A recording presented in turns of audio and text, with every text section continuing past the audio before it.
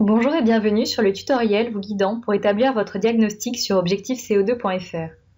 Un engagement est composé de deux parties, un diagnostic et un plan d'action. Une fois sur votre page d'accueil personnalisée, vous pouvez soit créer un nouvel engagement, soit cliquer sur l'engagement précédemment créé. En haut, je retrouve le fil d'Ariane avec les étapes importantes de mon engagement. Ces étapes elles-mêmes se découpent en plusieurs points. Je peux toujours revenir en arrière grâce au fil d'Ariane. Lors de la première étape, je dois définir quel est le périmètre d'engagement de l'entreprise. Est-ce que ça va être toute l'entreprise ou bien une partie seulement, intégrant une ou plusieurs filiales? Ici, je choisis toute l'entreprise. Pour la seconde étape, il faut définir les comptabilités. Pour le moment, je vais laisser uniquement le mien.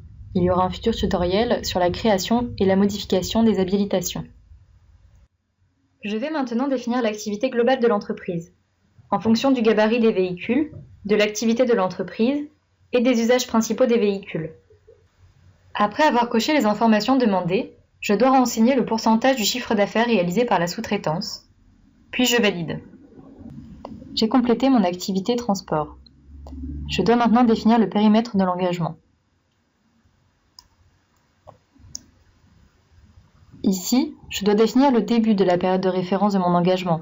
Celle-ci peut courir sur une année civile ou bien sur une année comptable. J'ai choisi comme début de période de référence le 1er janvier 2013, car j'ai toutes mes données de l'année 2013. Ensuite, mon engagement va courir sur les années 2014, 2015 et 2016. Pour les modes de transport inclus dans le périmètre de l'engagement, je vais faire figurer ma flotte propre routière. Si cela avait été pertinent avec mon activité, j'aurais pu tout à fait intégrer les sous-traitants ou bien d'autres modes de transport. Je retrouve ici les informations que j'ai préalablement cochées. Je choisis là où les sources d'énergie utilisées par la flotte de l'entreprise, puis je passe à l'étape suivante. Je vais sélectionner les indicateurs de mesure de l'activité de l'entreprise. Le premier indicateur est commun à tout le monde, le kilométrage total parcouru par l'ensemble des véhicules. Ensuite, je choisis l'indicateur qui convient le plus à mon activité. Dans la partie groupe de véhicules, je vais pouvoir segmenter ma flotte en fonction de mon activité. Je peux diviser mes groupes de véhicules en plusieurs catégories. Plus la segmentation est fine, plus je peux mesurer l'impact des actions qui vont être mises en place. Attention cependant à bien pouvoir extraire les données en interne. La première division se fait avec le gabarit. Si deux groupes portent le même nom, c'est parce qu'ils ont des activités différentes. Cela aurait pu être parce que le carburant était différent.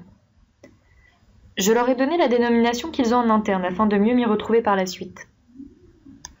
Sur la page qui suit, les données d'activité, je retrouve bien mes 4 groupes de véhicules.